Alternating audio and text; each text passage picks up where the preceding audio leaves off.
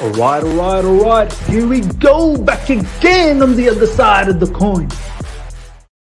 All right, ladies and gentlemen, we are back on the other side of the coin. Taryn, let's get some initial thoughts on that particular match. I'll provide you my thoughts after yours. I want to hear what you have to say about this performance that we put on. What's your thoughts, my man? I think shocking is the word I'd probably use in terms of the whole game. The expectation, how we played in the overall game, the decisions from the manager, our mentality after going 1 goal down, still for me, we'll get into that a bit later. But yeah, another game where we've been done on the counter-attack. We've seen it in the Juve game, in the Man City game, we were getting done a lot. And I mean, I'm not getting too overly carried away with the result. We're still top of the league, and I know that's not a big factor, but it could have been much worse today. We could have lost today, and, you know, other results could have gone the other way from us. But overall poor performance. I'm sure we'll bounce back on Wednesday against Watford. But there's many things I'm looking forward to getting into in terms of analysing what I'm wrong today.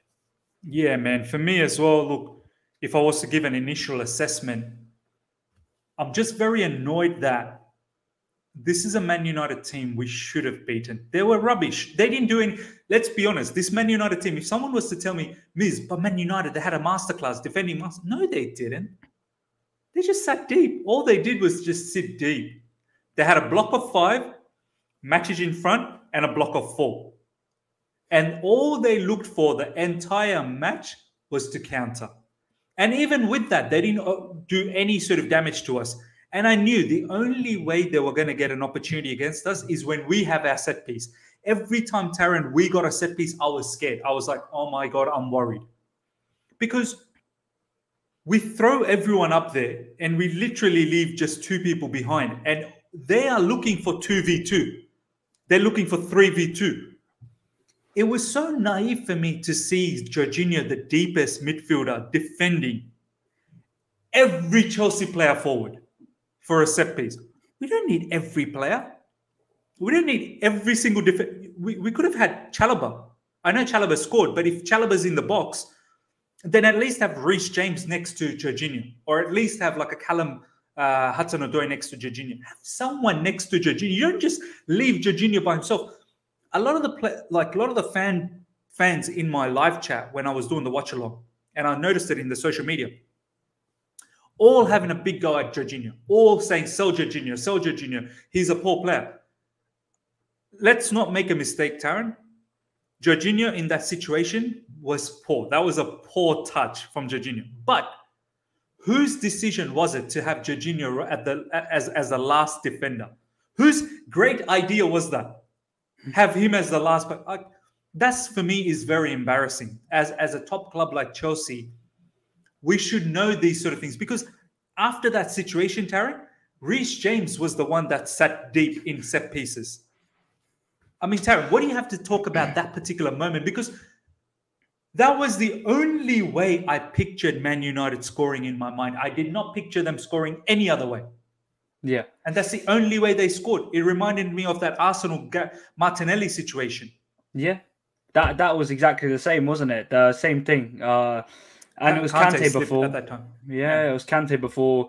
And this is just my opinions on the take, and we're all going to have different opinions on our whole situation. Understand that Jorginho was the only man back. There's no way to excuse that whatsoever. He could have been against 2 of the quickest forwards in the whole league in Rashford and Sancho. There's no excuse now whatsoever. But my factor is there's no excuse at that top level that you can touch the ball. You cannot have the awareness around you. It's embarrassing. You cannot, it's embarrassing. It's an absolutely awful touch. And I saw you on the stream. You said it was suicidal. That's a perfect kind of description of it. I don't care if there was 1 man back, 4 men back, 6 men back on that corner. When the ball's coming down, you look around you. If there's any trouble whatsoever, you kick it back to the keeper. You look for an easy route. You just smash out. Do what Rudiger does. Smash it out for a thing. Bro, header it out. It was in the end. Header it out. If you just put it a little bit wide, then we could have had time to get our quick players back and defended it. From an international player, a Ballon d'Or nominee, a European champion in the summer, I think that is an absolute joke of a decision to make. And the awareness, Jorginho's awareness is one of the best in the Premier League. The fact that he didn't know the Sancho and Rashford, maybe he didn't get a call from the players. We're going to have to find out. He should have known, bro. If he didn't know, that is so dumb. That is because that's exactly, Taryn. That was the exact bit Man United was looking for. That whole game, they were looking for that off chance where they can counter press us and win the ball in a dangerous situation. And they did that. Because, Taron, let's be honest. Did Man United have any tactical sort of idea in that game? Did they look like they were tactically sound? I just thought it was what you said, a block of 4. And I said it in the preview. Man United against Villarreal played in a similar way. And they're probably going to do it again in this game. The start, they kind of pressed us from the first kickoff of the game. But as soon as they pressed us for about 3 seconds, then they just dropped into a mid-block. Not even a mid-block. A pure low block, in my opinion. And Matic, I feel like it was some kind of good tactical knowledge by Carrick. The fact that he knows that we kind of like to overload the central areas recently with our wing-backs and attackers. So he stuck Nemanja Matic in front of them and McTominay and Fred to kind of track our inverted wing-backs. I thought that was pretty smart by Carrick. You know, he's had a whole week. But Tuchel should have found solutions to counter that. It's not hard, really. We've broken down low blocks before. Teams have really sat back against us, like Newcastle this season. We found a way to break them down. And at one stage, it just looked like we were just crossing into the box. And even if we weren't, then we'd slow it down. And there was many players today who I thought slowed it down too much. One in particular, Marcus Alonso. I'm sure we'll get into the player performances later. Don't you dare say that name. You're going to get heat. I'm not bothered about the heat. Facts. It's facts. It's facts. That was an absolutely awful performance, if I'm going to be frankly honest today. And you can say that he made some good runs into the box, but the thing that annoyed me is there was so many occasions where it was either James, Ziyech, someone who got the ball on the right channel, and they put it into Alonso's area, that left inverted inside the 18-yard box kind of area, and he was all the way pulling back. He was like tired. He was lethargic, not up to match sharpness. I don't know what was wrong with Alonso today, but yeah. We'll get into that a bit later, I think. 100% we'll get into a lot of the player analysis. The other factor that I want to say before we go into the lineup discussion and player analysis is that, Taron, teams like Liverpool and City toyed with this same Man United team. Absolutely toyed with them. And this Man United team defended deep as well. And they just were rattled. Because Liverpool has a Salah. They have a Mane. They've got that robust midfield. They play rock and roll football. It's attack, attack, attack, attack, attack. City, they just toyed around. They passed around. They opened them up every way, any way they could. Pulled Man United's pants down every single time. Our issue, Taron, is we look all right. Yeah, we've been putting teams away in recent times. We've put away Juventus. We've put away other teams as well. But I have to be honest, we're not that level. We're not that Liverpool City level in terms of attack. We're just not clinical up front again. Callum Hudson-Odoi, I think in the first 6th minute, he was open, took that shot. De Gea, big save. But I feel like maybe he could have even squared the ball. Ziyech was open. We don't look for those square opportunities. If you notice Man City, Taron, every time they're in the box, they look for the person to square. So it's a confirmation goal. They make it to a point where it's open goal, so you don't have a chance to lose. But they're always thinking. Bernardo Silva, wasn't it? I think last weekend, or in the against PSG, inside the box, cuts it back in. Gabriel Jesus puts the ball in. Yeah. So, Taron, I just get annoyed that obviously we'll talk about player assessment soon.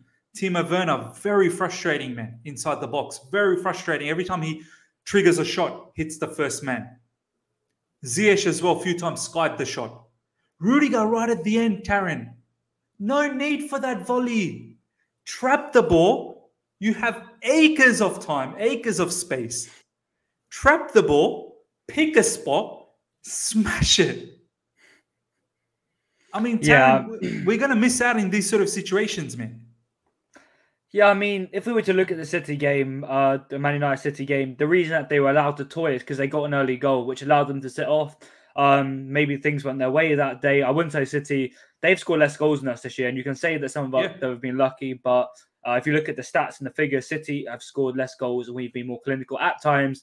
But today, obviously, if we would have got the Hudson-Odoi goal and Hudson-Odoi would have just looked up, again with Callum, I'm going to criticise him again. I don't think he's as clinical as he should be in the attacking third. Yes, the Juve goal scored. He's shooting he's shooting his paw. And let's not forget, he could have scored two more goals against Juve, but he just is not that kind of inverted kind of forward that other teams like Salah, Mane, Bernardo Silva, Ramirez, all these other players are.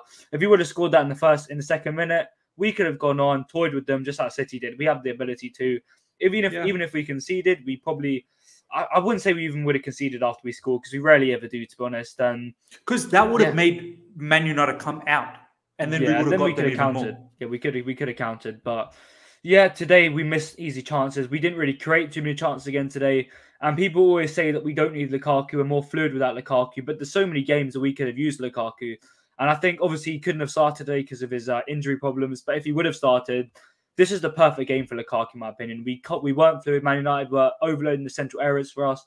We couldn't compete from that area. And we needed a big target man just to get onto the crosses, get one goal for us, and then ease off the pressure so we can play with a bit of composure and a bit of, like you said, toying with them a little bit. But there's no excuses for missing chances at this level, in my opinion. If you want to win the title, you can't regret too many chances that you've missed. Look at all the teams that have won the title. They rarely ever miss big chances. And our XG today is probably going to be much higher than Man United's because, we created more. Man United only had 2 shots on target in the whole game. That one from Sancho and the one from Fred late on. And they're both mistakes. And the one from Fred, Taron, that was a mistake from Mendy. Exactly. Without mistakes today, we would have won the game. And it's happened before on very, very few occasions under Tuchel where we've made stupid mistakes. I'm not sure what it's down to, but top players, international footballers, you can't be doing this at this level. Simple as that. No, 100%, man. Like some of these mistakes, they are so monumental as well. Like they're so big. They're large mistakes. Like make a mistake, no problems. Everyone makes a mistake. But these mistakes are like, they are detrimental to the game. Taron, this is the lineup. It's what we predicted in the preview. This is the exact lineup we predicted in the preview. Mendy in goalkeeping position, Chalobah, Thiago Silva, Rudiger, James, Jorginho, Ruben Loftus-Cheek, Alonso, Ziyech, Werner, Hudson-Odoi. I mean, obviously probably not too much to talk about the lineup because this is what we predicted. But Taron, when you saw that, were you like, yeah, stock standard, this is what I expected? Yeah, I mean, when I predict a lineup, it's 2 things. 1, because I think Tuchel's going to do it, and 1, because I think Tuchel's going to do it, and 2, because I believe it'll win the game. And I really thought this lineup would have won the game. You look at all the different factors of it. Jorginho, Loftus-Cheek, we'll get into later, in my opinion, really did not take his chance today. No. Really, really disappointing. And as a Loftus-Cheek fan, you shouldn't see it. Ziyech, Werner, Hudson-Odoi, you think there's everything you need there, the creativity, the dynamism, the runs in behind, the skills, the dribbling from the feet from Hudson-Odoi. Again, didn't really work. Marcus Alonso, we've already discussed that briefly. We knew he was going to come in today after Tuchel's kind of jokes in the post-match presser for Juve, and he didn't really step up. Again, today, the back 3, I did kind of have a hint today that Chris Silva start. I'm not really sure why after our prediction, just because I was hearing a few things on Instagram and stuff like that, but Chalobah started, and it was exactly what we expected, and it should have won the game. And Man United's lineup, if you compare the 2, we should have blitzed Man United today. It was just stupid mistakes that made us win the game. Alex Telles, Luke Shaw wasn't even starting for them today. Ronaldo obviously off the bench. Kiki misses Maguire, Varane. Imagine if Man United would have had their full strength team today against us and we played like that. It could have been 2-3-0. So yeah. No, you're right, man. You're right. It's 2 points dropped. I know a lot of people in the live chat when I was doing the watch along were saying, look, this is not the end of the world. Of course it's not the end of the world. We're still on top of the table, but it's a game we should have won, man. That's the issue. When you should win and you don't, it feels like a loss. And Man United did what they... Yeah, Taron, what were you going to say? And this Christmas period as well, especially when you're losing this is going to be the most hectic period of the season, in my opinion. Games every 3 days, Premier League, FA Cup, not Champions League anymore, but League Cup. There's going to be so many games now. And to start off, the Leicester game was a decent start, but to kind of start off this kind of really big run against Man United with a draw, it puts us in a bad stem. And now we're only 1 point ahead of Liverpool and 1 point ahead of City and 2 points ahead of Liverpool. So it's put us in kind of an awkward position. And if we just got the basics right, we would have been more comfortable today. And it's just annoying. Yeah, 100%. We're making it way more difficult than it really should be. That's what we're trying to say. Taron, let's talk about some player performances right now. Let's go from the top. Timo Werner. I'll be honest, man.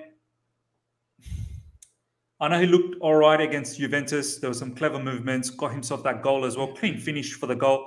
Good link-up play in that match against Ziyech. But this game, Man United sat deep.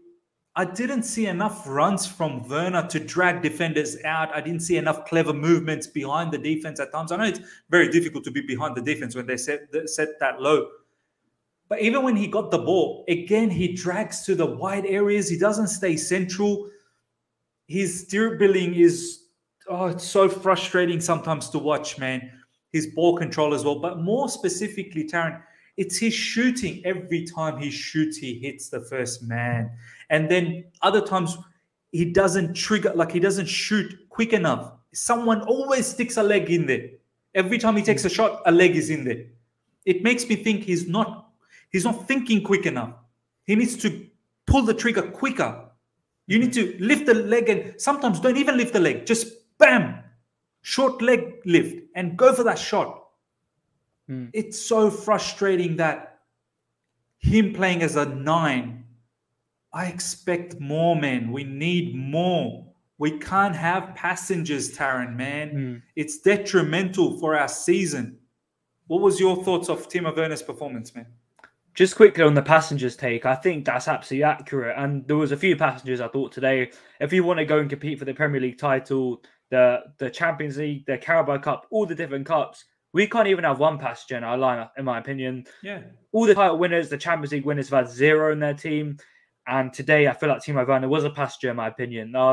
Just to shooting a bit quicker, that's what I wanted today. He just takes an extra touch, which allows Lindelof or Bailly to get across. And the dragging out the defenders out of position is what I wanted to see from him today. Lindelof and Bailly, they can easily get manipulated to drag themselves out to the corner flag, especially Eric Bailly, who tends to get really aggressive and follow opposition strikers.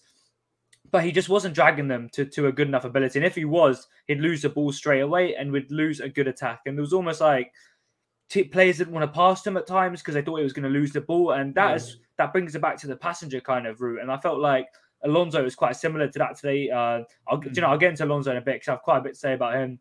But Timo Werner, I feel like if we had a different player there today, the striker should always be there to link up play. He should always be showing for the ball at feet, running it behind, doing this. But there's that hesitancy for Ziyech or Hudson-Odoi to pass to Werner because they know he's not the strongest against the ball. He tends to give it away. He's not the best at shooting. And we can't keep players like this in our starting lineup in big games like this, in the season as a whole. Unless we're playing maybe the smaller teams, we can get away with it. But today, against Man United, I know they've not been great recently, but we need to play a strong enough lineup where all the players are confident, all the players can receive the ball, all the players can shoot. And I mean, a little bit of a criticism on the tactics again is that all of our number 9s playing recently haven't been great. And Havertz, Pulisic, and now Werner, it could be a testament to the tactics that just that number 9 position, maybe it's a bit more demanding, maybe the tactics aren't quite right and getting the best out of that player in that role. But I just think Pulisic really struggled playing it last week. Werner struggled there. Yes, Havertz scored a few goals, but let's be honest, he really struggled playing that role. So maybe there should be some. Let's be honest, Lukaku struggles as well. Yeah, exactly. And you can say that our inverted forwards are starting to improve now. Wing backs are doing great. Our centre midfielders can be great at times. But that number 9 position the whole season, even last season, there's something quite not right tactically, in my opinion. And we can't really blame every single player. Lukaku's been poor in it. Werner, Pulisic, Havertz. It can't be all of them. It must be something to do with the tactics. So, yeah, I think there must be some kind of work on the training ground with how to get the best out of our striker. Because right now, it's not quite linking up with our attacking midfield, in my opinion. It needs to improve. Absolutely well said. You can't have every player playing bad in that position. Surely something's not clicking. You're spot on.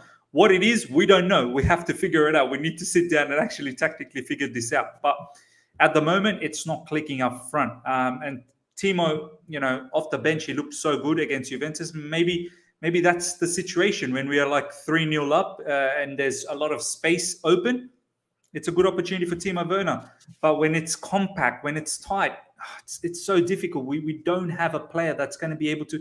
We thought it was going to be Lukaku, but let's see what happens with Lukaku. He's just come back from injury, so let's see. Taryn, Callum Hudson-Odoi.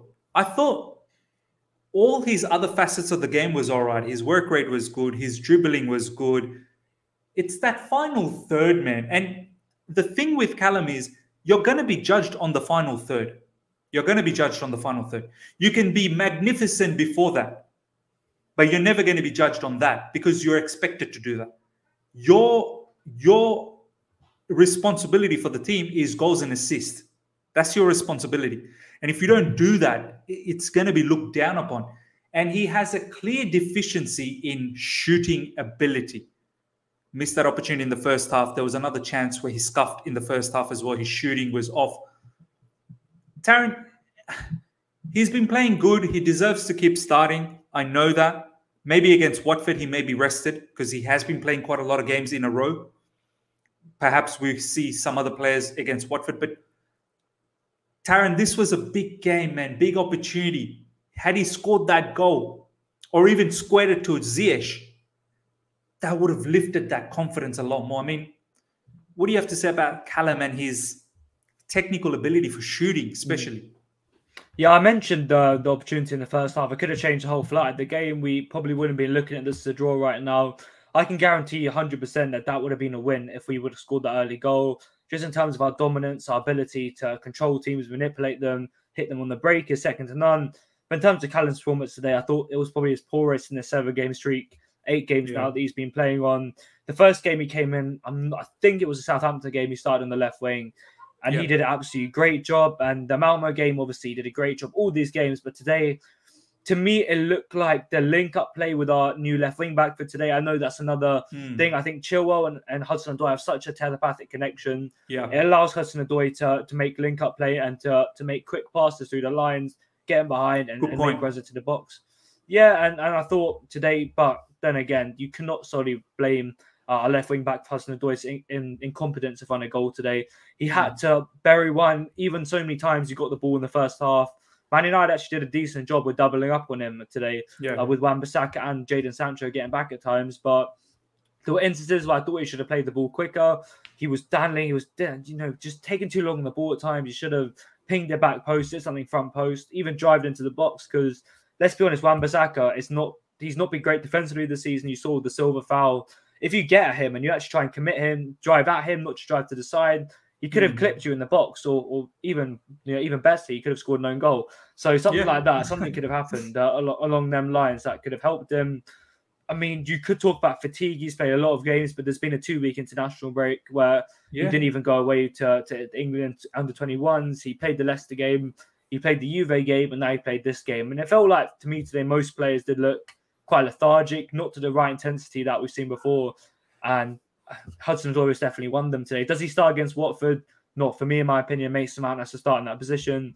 Ziyech, will he start? I'm not quite sure, but I don't think Hudson-Odoi should start against Watford. Tuchel is someone who will not accept these types of performances, in my opinion. You saw in the game we came on in the Southampton game last season, Hudson-Odoi came off the bench and he was literally subbed off within 20 minutes. So, Tuchel is extra harsh for Hudson-Odoi because he believes that he can be his next Ousmane Dembele kind of prodigy. So I don't think he's going to accept this. And I think he will be benched against Watford.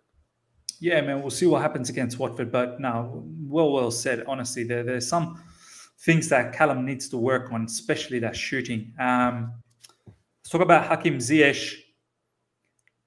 Tarrant, overall, I'm not completely satisfied. I think there were moments he was good. In the first half, he looked for the ball a lot. He was playing in that free role. He was pressing well. He was, like, I even remember in my watch-along, there were times where he was looking good in the midfield, looking for those balls to release Hudson-Odoi or on the right side, Reece James, or sometimes trying to find Timo Werner. But in the second half, there were moments where, once again, his crosses started hitting the first man. His passes were going a bit stray. He would get dispossessed, especially when we conceded. He was looking rattled. He didn't look that great. And then obviously when we scored that equalizer, again, he started to come back into the frame. Obviously when Alonso got taken off and also Callum got taken off, both Reece and Ziyech went to the left side. Reece became the left wing back. Ziyech became the left inside forward. They were looking okay-ish, but overall, he didn't do it for me. He didn't control that game for me. He needed to control. This was a game, Ziyech, that you needed to put your imprint your name and take over. You didn't do that, and which makes me think you're going to be now maybe overlooked against Watford. What's your thoughts? I mean, to look on the positives first of all, I thought in the first half, if you compare it to the other, all of other players, I thought he was one of our best in the first half. He In my probably opinion, was. he was Yeah. always receiving the ball. He was making runs. There was a few nice little neat touches in there. I think it was in the second half, but the one to Ruben Loftus-Cheek where he tried to play it to Werner behind, but then he just kind of smashed it high and it went out for a corner. There was kind of a little touches where he was doing quite well. He was controlling the ball well at times. He was dragging Lindelof a little better than Werner was, but in the overall context of how I expect Ziyech to be, if you look at the levels, I thought that Juve game was 80% of the Hakim Ziyech that we can see. 70%, 80%. The 100% is absolutely magnificent. It's a player that people will pay money to come to stadiums purely to watch. And today, you have to say it's about 45 to 50% of what Ziyech can do. I feel like there is an issue that I've picked up with Hakim Ziyech. It's when he picks up the ball on the right-hand side, because he's absolutely so left-footed. There's nothing else he can do. When teams kind of put him onto his right foot, he kind of hesitates. He takes too much time. He slows down the attack. And that's why under Frank Lampard, we saw Reece James always making the overlap and run past Ziyech, because it gives him an option. You can either play it overlap or you can cut inside, and then it causes defenders a bit of stir. But right now, we don't really have an overlapping player, apart from Pulisic a few times when he came on. And unless an inverted forward comes and makes a run, our wing-backs only make them inverted runs, them kind of overlapping runs that we saw a lot under Lampard days. And that's not benefiting Ziyech at all, because he's in the danger zone. He's in the kind of physical zone of the pitch, and he doesn't have too many options of what to do. And, you know, he doesn't like to pass on his right foot. So I don't know how he can help that. After the first goal, I think you're absolutely correct. I think he ghosted out of the game, which is not what you want to see from one of your forwards. You want him to pick up the ball, get the team going again, do something special. You know, he has it in his locker to do that. But I didn't realize he was playing for about 20 minutes after the goal, until the Jorginho penalty, which was incredibly lucky, because I didn't think we were scoring otherwise apart from that. He didn't really do much apart from that. And after that Juve game, I said something. I said, this is an absolutely great performance, and I think it's very close to his best, but I want to see consistency now. There's not really a point then. You can do it for one game, but you need to be doing it for most games you play in, especially when our starting spots are so competitive right now. But you can say today he's not done too much testimony to start the next game as well. Tuchel's going to be looking at this. The fans are going to be looking at it. I just want him to release the ball a bit quicker, show a bit of urgency when we're one goal down, and do something special. And them kind of deliveries he used to do a lot in his Ajax days, the Chelsea days, he doesn't seem to be hitting them anymore. And, you know, he had that ability to just whip it back post to anyone. But now he's barely hitting Victor Lindelof at the front post or something now. So I don't really know what's going on with his deliveries. That was so beautiful before. He needs to get in the gym, I think, and do some lunges on that left foot, because it's not really the same, to be honest. Yeah, man, 100% agreed. Look, the other factor that I was sort of thinking, why was Alonso taking every single corner? I mean, Ziyech could have taken a few. Alonso, if anything, his height would have been beneficial in the box. Ziyech could have whipped it in, and Alonso's height is much more beneficial in the box. I didn't understand that one bit. Why Ziyech actually got an assist in the last game against Juve from, not an assist, but his corner led to a goal for Chalobah against Juventus. So I found that quite strange. In the middle, Ruben Loftus-Cheek, Taron. I didn't see him. I really didn't see him. And it's sad because we built him up so much in the preview that he was going to drag McFred and McTominay, together. But it's a shame. Look, I'm not going to say he had a bad game. I'm just going to say that he didn't show up. Like, he wasn't looking for the ball. He didn't go for his barnstorming runs through the midfield. He didn't trigger shots. There were a few times from midfield I felt like I was screaming, Ruben, shoot from long distance. You can do it. Just have a dig. He didn't do that. He just kept on looking for the passes. It almost felt like he didn't want to make a mistake. He didn't want to be like the person in the game that was like a Jorginho, a monumental mistake. It was too passive for me. And I don't like that. And I feel like Kante would have... I really missed Kante. I really did in that particular game. I think that was exactly the point I was going to make. It felt like Ruben was scared of the counter-attack. He was scared of giving the ball away and allowing Rashford and Sancho and Bruno to break on us at times. Because when he was receiving the ball in them, let's say them areas where if you give it away, it's dangerous. But if you get through, then you've literally created a great opportunity and we can really attack them from there. He just was passing it backwards, especially in that first half. He was just like, you see Kante, he does kind of stand there sometimes, link up play, kind of stand on the right. But then he does make them really bolting runs forward. He links up and he kind of buzzes everywhere and creates chances at times. But Ruben today, it almost felt like Jorginho was having to carry him a lot of times. I didn't see Yeah. Ruben calling for the ball at feet. You know, our pivot is quite reliant on our build-up play. And when Thiago Silva was getting the ball today, he was kind of looking at Ruben and he just wasn't showing for the ball. So then he'd turn out and then we'd play backwards and then recycle from there. So that was what was annoying me. And I feel like that was the main reason our possession was slowed down today and our fast play was kind of nullified today, is because Fred and McTominay were marking Ruben quite well to a good high standard. But Ruben needed to at least show the ball to feet, do a signature turn Fred, and then kind of go forward. And we know he can do it because he did it at one stage in the game. But like I said, it looked like not just Ruben, but our whole team was scared today of the counter-attack of Man United. And we should not be scared at all. We're the European champions. We've done it to most teams. We've defeated why teams be scared when you have 3 defenders? Yeah, exactly. And we know our organisation. We should believe in our tactics, believe in everything. But Ruben today was just making short passes. He was playing it safe. He wasn't getting forward enough, in my opinion. He wasn't supporting the attackers. There was nothing, there were some stages where he made a good run into the half spaces inside Man United. And by the way, people who are saying Man United were good defensively today, we could have scored 3-4 goals against Man United, in my opinion. They were leaving from all gaps the people everywhere. Yeah. They were leaving stupid gaps for us to exploit. And Ruben, when he got the ball, he'd take 2 seconds too long. When he could have literally put it back post or had a shot, he would then slow down a bit, then play it out wide to James again when James was already marked by someone. Yep. So today we wanted Ruben to have a great impact because we mentioned it in the preview. We knew the whole world is watching today. Is Ruben's big time to shine. And Taryn, it was a game where the flanks were covered and they were so staggered, in a back 5 and the 4. It was a game for Ruben to really rip through the middle. Do you know what I mean? Mm-hmm.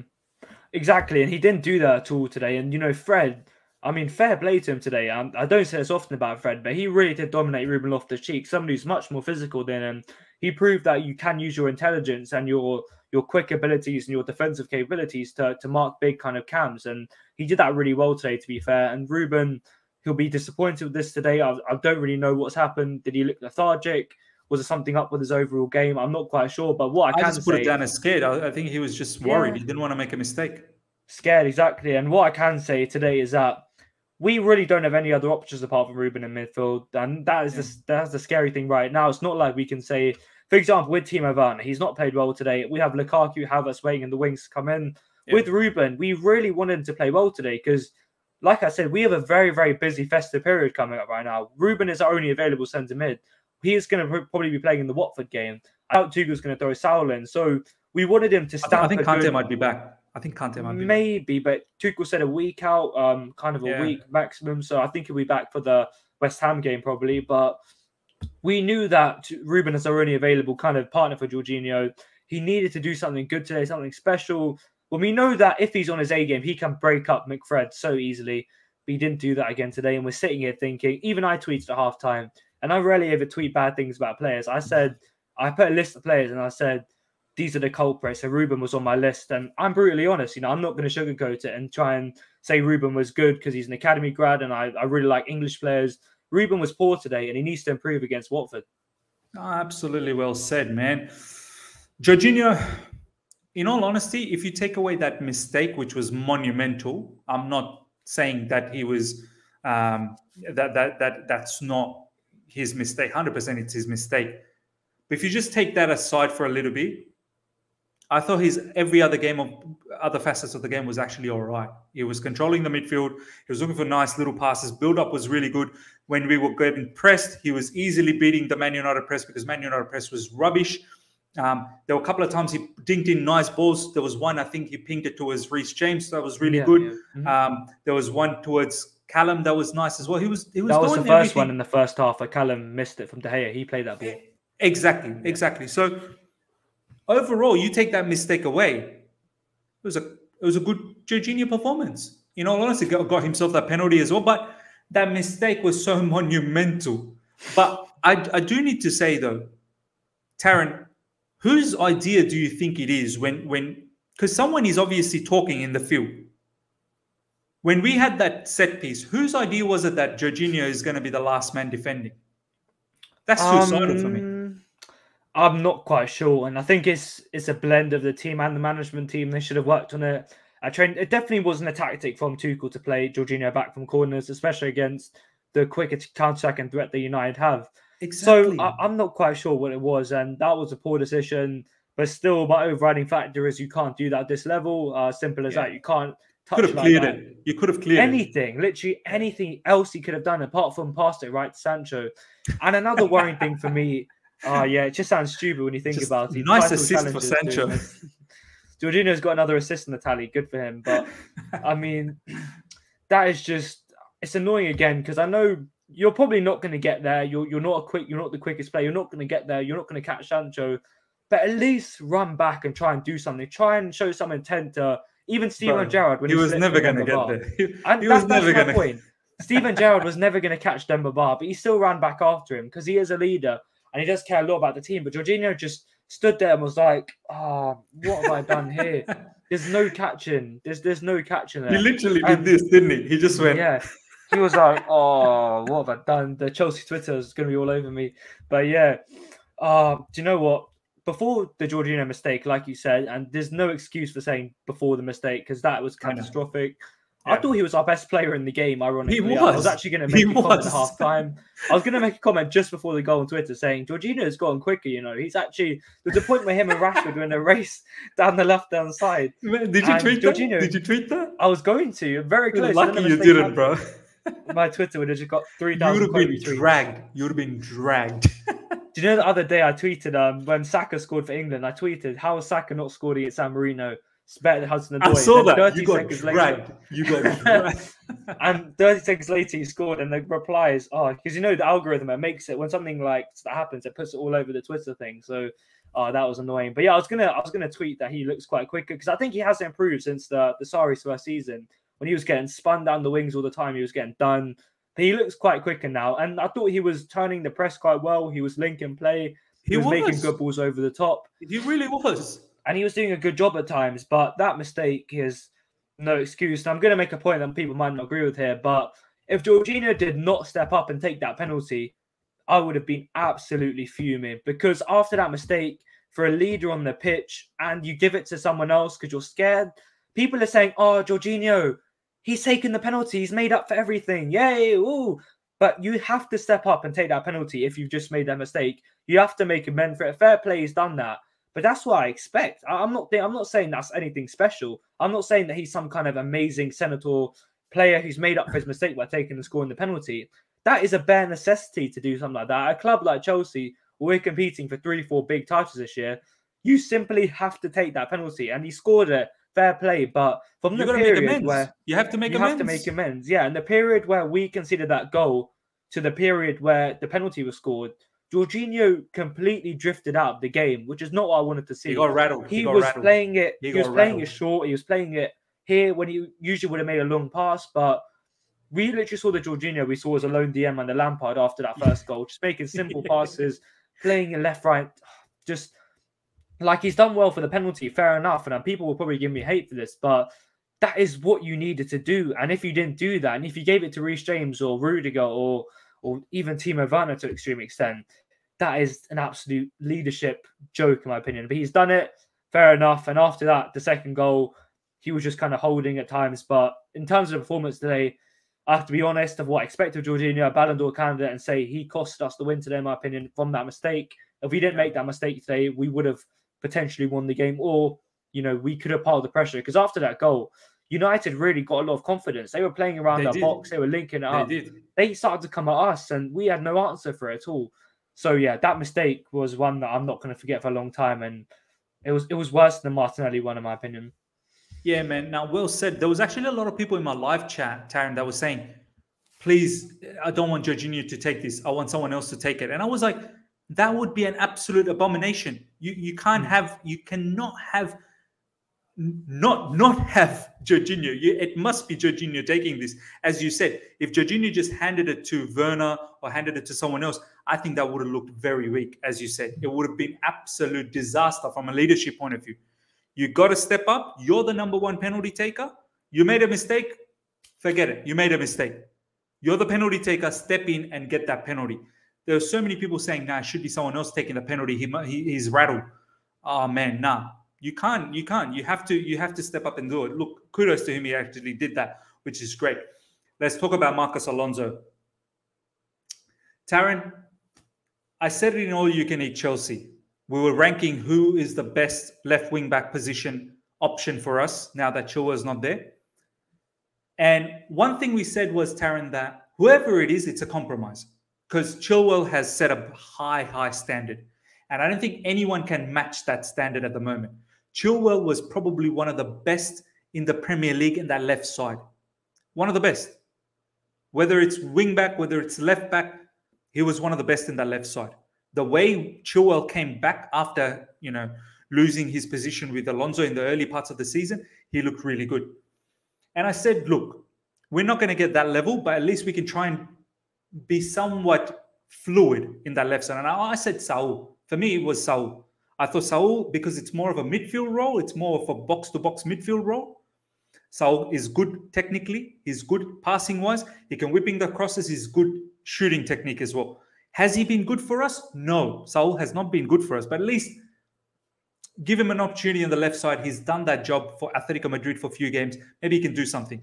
But I know the most natural selection was Alonso. We even said in the preview, Alonso happened. But Taryn, I get a lot of hate. I get a lot of abuse whenever I say something about this. I'm not surprised though, Taryn. The level of performance Alonso gave us, that's what I expected. So I'm not mad actually. I can't actually sit here and be mad. Is he slow? Yes. But I know that. Does he slow down the build-up? Yes. I know that. Is he clumsy? Yes, I know that. So, Taryn, I'm not mad. Because that's Marcus Alonso. I'm going to be honest, Miz. I'm very mad with this performance today. And I know you expect it. But to put into retrospect, we know how much, I know this is a bit kind of dividing, but I'll come back to Alonso in a quick sec. You look at Joao Cancelo, how much he does for Man City. If you swap him in for Alexander Zinchenko, you're gonna get nowhere near the output. And no, you say no difference, but in my opinion, the goals and assists that Cancelo gets right now, you're going to get nowhere near his output. If you swap Trent Alexander-Arnold for Nico Williams, you're going to get nowhere near the output of goals and assists. And Chilwell, like you said, this season, he's been unplayable. Not even the league. He's been the best left back, in my opinion, in Europe in the games he's played this season. Has to be. He's been absolutely unplayable. I can't think of many. Maybe Alphonso Davies, a few others, but not even Davies, in my opinion. Chilwell has been absolutely unplayable. And there were so many times where he made them runs into the box that were false nine, almost like. And if you swap him, it's crazy to imagine that a club like Chelsea can have two players in one position that are absolutely world class. You do expect it, but then again, it's hard to find two players who are that good in one position. The drop off from Chilwell to Alonso today, for me, was a 9 to a 2. I'm going to be very, very honest. A 9 to a 2. Like, I'm being brutally Alonso honest. fans in the mud. Hey, I'm not saying it. Taryn's saying it. Give him the hate. Do you know, just message me on Twitter. I see it. Follow my LinkedIn as well. You can message me on there. No, I'm joking. But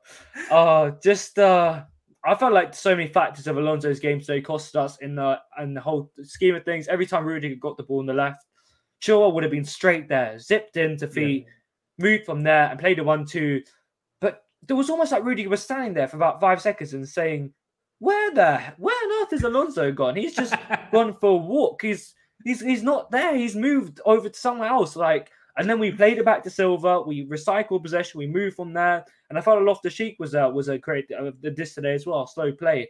We looked so lethargic in building up from the back today. Our fullbacks didn't help at all, even though they were marked. Alonso, I understand you're playing as an inverted wing back and you want to get up and you want to support the attackers from the front. But I saw 11 occasions today where he was just standing as a striker during our build-up play. Alonso was not a striker in this. Yes, he can stand there sometimes and he can rotate. But there were occasions where Hudson-Odoi was just staying nearly as a left wing back at times today. We need Hudson-Odoi in attacking areas. The reason we have Alonso as a false nine, it's not because of build-up play. It's because he gets into the box and he can support the attackers and he can get goals. Why was he playing as a striker during the build-up play? We weren't playing long balls up to him. Even if that, Alonso could have got his body in front if he was left wing back and maybe won a foul. But he was leaving Hudson-Odoi there, and Hudson-Odoi picked up the ball, left wing back, and he had so much room to drive to the goal, similar to when he was a right wing back. We need Hudson-Odoi in the attacking areas to assist and improve on this. But he was so far back, and Alonso wasn't really helping up front. So I think that was the main factor. Our build-up play was very, very slow. Yeah. I mentioned before that we were making these great cutbacks into a great area. Reece James, Ziyech, other players are making a great cutback. But Alonso was kind of then in a left wing back role. So I'm thinking, why are you playing as a striker during build-up? You're playing as a left wing. You're playing as a left wing back during our attacking areas. So I wasn't quite sure on that. I felt like Tuchel should have probably brought him off after even just after half-time. If I was a manager in that game, I'm looking at maybe a winger to come on in that role. Because we could have attacked. Wan-Bissaka was looking kind of shaky in this game. We could have attacked him so well. We could have brought on, Pulisic even earlier. I know he's not a left wing back, but he did all right when he came on today. I just feel like it was such a drop-off. We all predicted it to happen. We all feared it to happen, that this drop-off would happen with Chilwell and Alonso. The worrying thing is we have 6 weeks at least without Chilwell, with the most compact area of the season in the next 6 weeks. And we can play Sal there. And it's dangerous times, bro. It's dangerous times. There was no other time. I'm not saying I want anyone to be injured, but if there was one time I wouldn't want Chilwell to be injured, it was during the six-week kind of period where we have to win. And it is worrying for me that we have such low options in the left wing back. If we play Sal there, we can't. Honestly, I'm going to be honest. People can say Sal will do a very good job, and I understand that he will do it better than Alonso. But we cannot expect Sal to produce anywhere near the impact that Ben Chilwell was doing for us this season. No way. And if we play anyone, even Azpilicueta, maybe he will do better. But Azpilicueta is not a left wing back. He's a left back maybe for Mourinho, but I just don't think he's a left wing back. He has to cut on into his right foot. He's not as quick and dynamic as we need him to be in that position. When he was playing right wing back against Malmo, there was a bit of a cut in our attacking input from that hand side.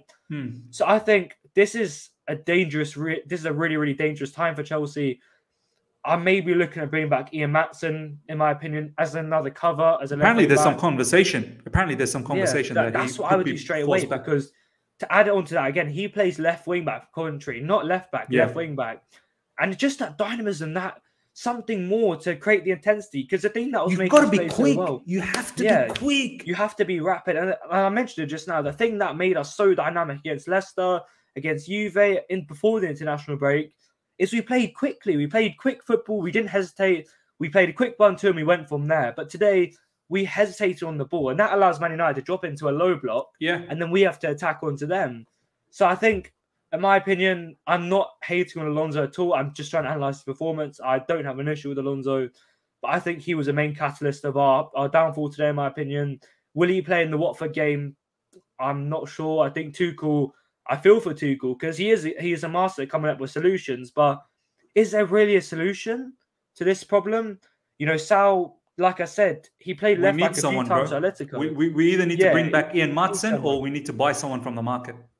Yeah, because we cannot carry passengers to win the league title. It's similar to that. Man City did it to an extent. Zinchenko was very good in that season, but he wasn't a passenger. Zinchenko is decent. He doesn't have the same production as Cancelo, but he's actually decent. He's decent, that's the thing. He wasn't enough to be named the passenger, in my opinion. But right now, Alonso is something that our team has to carry, and we can't carry players in the title race. Simple as that. I said it as soon as the Chilwell and injury was announced by Matt Law. Said it to my friend. I was like, I was so confident of Chelsea winning the title with Chilwell, but we cannot. We've never won the league with passengers. We've never done it, even though we won it in the Conte era with Alonso. In this system, in this intense attacking system, I just don't see, even at times where we look like we're so dangerous on transitions in terms of teams attacking us, because Alonso, the chance where Sancho could have chested it onto his and just scored and went on the Mendy. That was Alonso's man. And Rudi straight away was saying, you need to be there. You need to catch up. Chilwell, Silva will not catch up with players at this age to an extent that, Chilwell was tracking back all the time. So, it was a poor performance, and I don't want him to start versus Watford. Yeah, man. Look, as I said, I told this from the get-go. As soon as Chilwell was injured, I was devastated. Because I knew what was coming. I knew the drop-off in performance that's going to happen. And it gave me nightmares. I was like, every facet of our game will now slow down. And it's a very good point, Taran, that you said, because Alonso just stays up over there, pushes Callum to be a left wing back. That's what I mean. Like, Callum was not effective as a wing back. He's effective in the attacking areas. So why are you a striker during build-up play and you're a left wing back during when we're attacking? Like, where is the cohesion between them two? There's no link-up play between them at all. And Chilwell knows that facet of the game so well. He links up with Callum Hudson-Odoi so nicely. The interplay, they both know when to be inverted or when to go hit the byline. Yeah. Mm-hmm. It is what it is, man. It is what it is. We're gonna strap up for Alonso for the next 6 more weeks, man. As Taryn said, we can't have passengers. Luckily enough, we've got some good fixtures coming up that we should be winning, but we'll see what happens. Taryn, I'm just going to quickly go with the other back 4 players because not really much to say. Reece James, standard game. I think he didn't get enough opportunity on the right side because all the other facets of our game, were sort of slow, and Man United just kept on defending so deep. It didn't allow Reece James too much time on the right side. We couldn't open up any space for him on the right side like we've seen with Reece James in recent times. But I think it has to do with all the total balance of the game. Do you know what I mean? When one side of the side is slow, it's too easy for Man United to then structure a defense, and Reece just never got into a good position to do anything. But overall, his game was okay. Defensively, he was all right. I can't really blame it. And the 3 at the back was all right. It's just my only issue is they made a big mistake. Who was thinking who's going to be sitting back in the set pieces? Every time all the 3 defenders went up for the set piece, which is fine. I get that. You're tall. You're able to header. But who is giving the instructions? Who's going to be sitting deep in midfield? So I think centre-backs should be doing those information. When they're moving forward in the set pieces, either Silva or Rudiger should be saying, Reece, hang back. Or Callum, hang back with Jorginho. Someone needs to communicate. And I don't know who did that. And that's my only issue. Mendy, Taryn, was a bit weird this game. I don't know what happened to him. He made some strange decisions that passed the other opportunity for Man United that ended up being a shot on target. I couldn't see any other way Man United would score besides mistakes, and Mendy was part of that second one. Luckily, it didn't happen. It wasn't a goal. That mistake was really stupid because, Rudiger was there, but it's almost like he did not see Fred, even though he was clearly charging down, and there was enough weight on the pass. Even if Fred wasn't there, Rudiger would have had to come inside a little bit, I feel like, and had to change his position just to receive the ball. Then we can play from there. So, I mean, Mendy today didn't really have to do anything.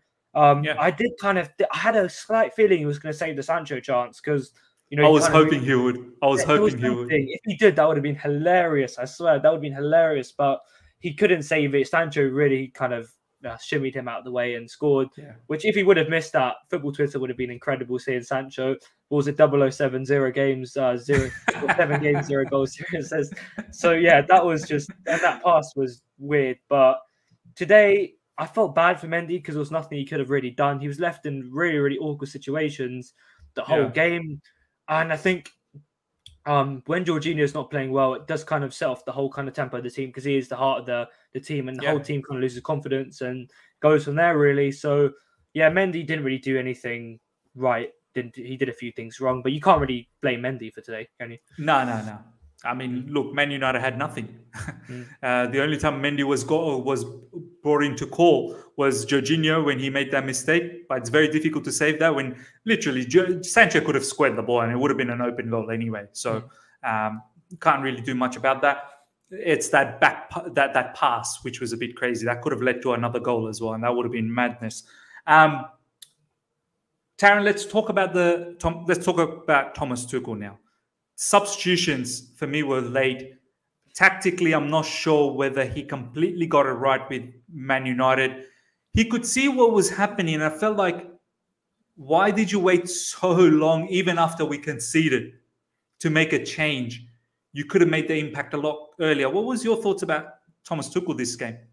Well, to summarize this, is there any way you can go onto my Twitter on the page quickly and show my tweets during the halftime interval? Because I think that summarizes my feelings, and I'm not someone who will tweet all the time consistently because I know just annoys fans. It makes fans happy, rival fans especially. Just going to not my just start from there. I think that was. Oh wait, just maybe click on that one. Is that the right one? Oh yeah, okay. Yeah, so that was this is the third tweet I did. Finally, after 76 minutes, we are seeing changes. 14 minutes, and you expect all of them to make a crazy impact. Embarrassing. And I think, I don't care if we went 2-1 up. I'd understand it 2-1, but to wait till the 76th minute to make changes in a game that clearly needed it, it's an absolute joke, in my opinion. And we've seen it before in the Burnley game. We drew 1-0. We waited till the 80th minute to bring on Pulisic, Mount, and Loftus. It was someone like Loftus-Cheek someone at the Loftus-Cheek came on really late. Pulisic came on really late, and the fans could feel it in the stadium. They're looking for changes. I looked all over my timeline today and just said, "Where are the changes? Where are the changes?" Is there any reason? I'm asking you, is there any reason you can think of why Tuchel waited? The 76th minute. I'm thinking players weren't fit. That's the only thing I'm thinking. I'm thinking Pulisic probably is not good enough to play more than 15 minutes. I think Lukaku wasn't good enough to play more than 10 minutes.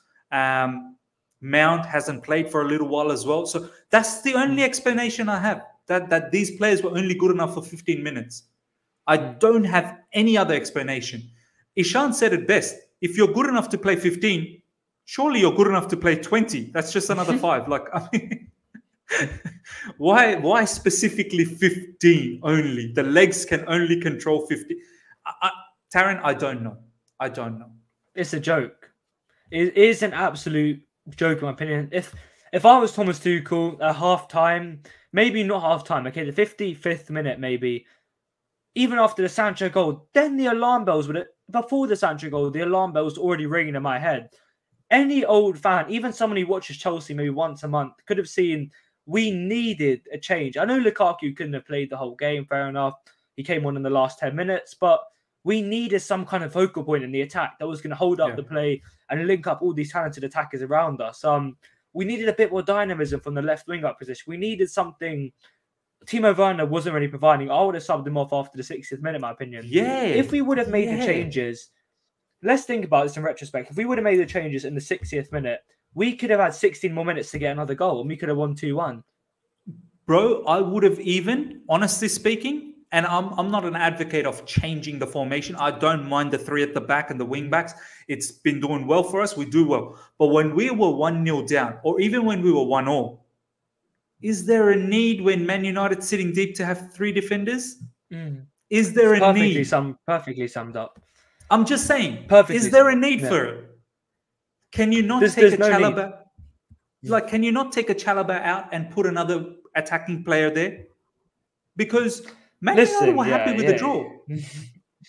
Yeah, exactly. And this is a point I want to make as well. We need to have a backup plan, because if you're going to go to a Premier League title and compete week in, week out, you're going to get games like this where maybe you're not playing well, you've made a mistake, something's gone wrong.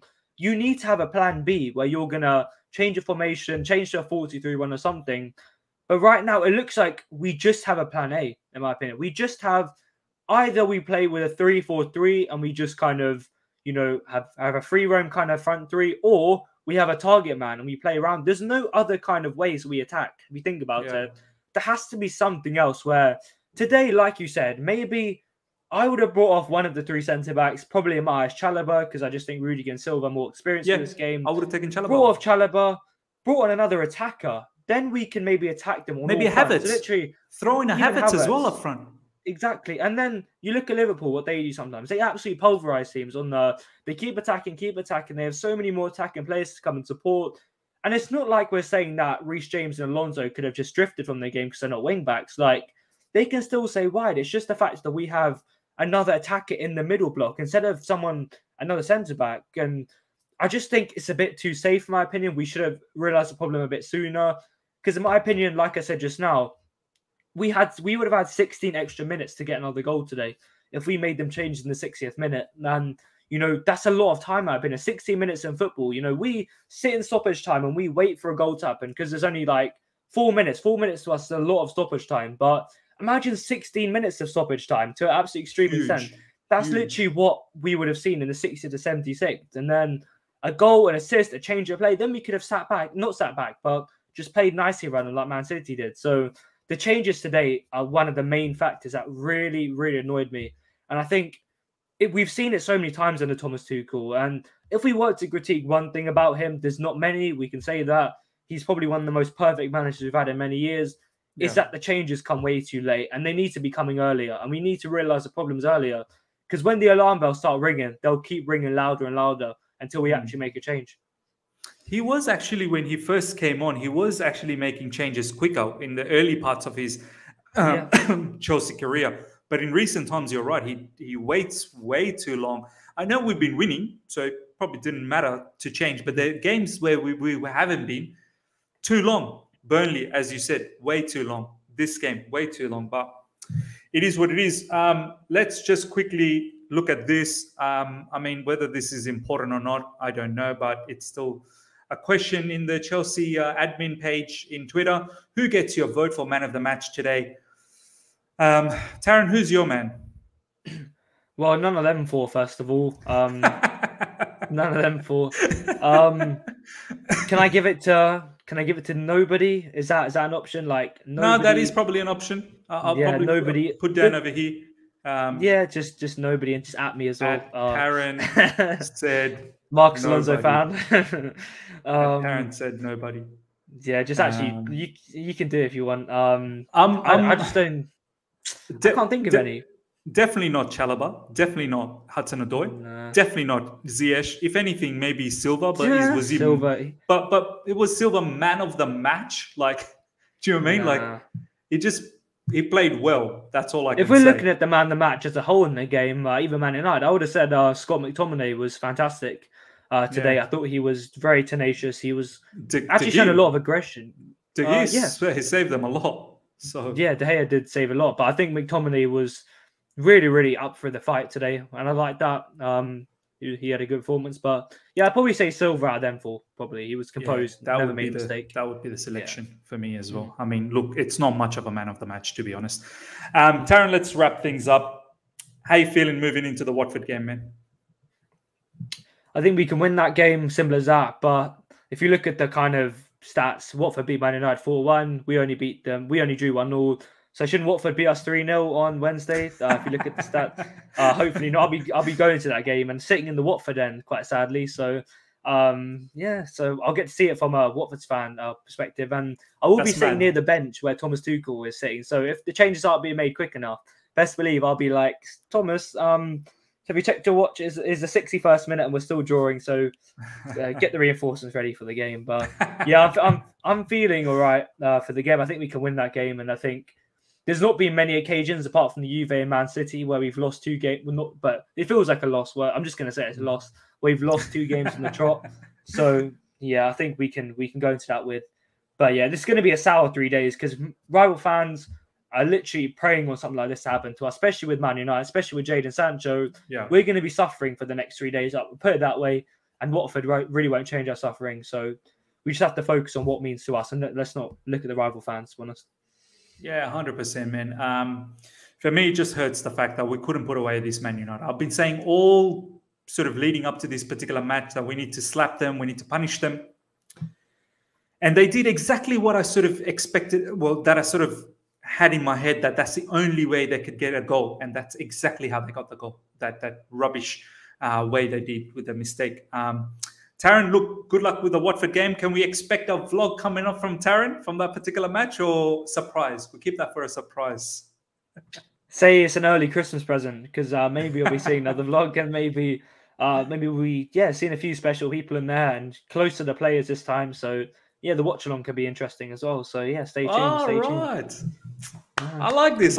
There you go. Ladies and gentlemen, Taryn will be there for the Watford game. For me, in terms of the channel, first of all, smash the like button if you're here. If you've enjoyed this, hit the bell notification to stay in touch with all my content. And if you're here for the first time, subscribe. Tomorrow we've got, which is today for me, we've got the Down Under Football crew. So we've got Scott and RJ coming up. We're going to be recapping the weekend review of the Premier League games that has happened. And then Tuesday, we'll see what we do. Maybe we'll have to do the preview of the Watford game, because the Watford game is, I think, Wednesday, I believe. Wednesday, 7:30 p.m. UK. Yeah. So Tuesday will be the preview. So we'll see what we do on that Tuesday as well. Until next time, everyone, take care and see ya.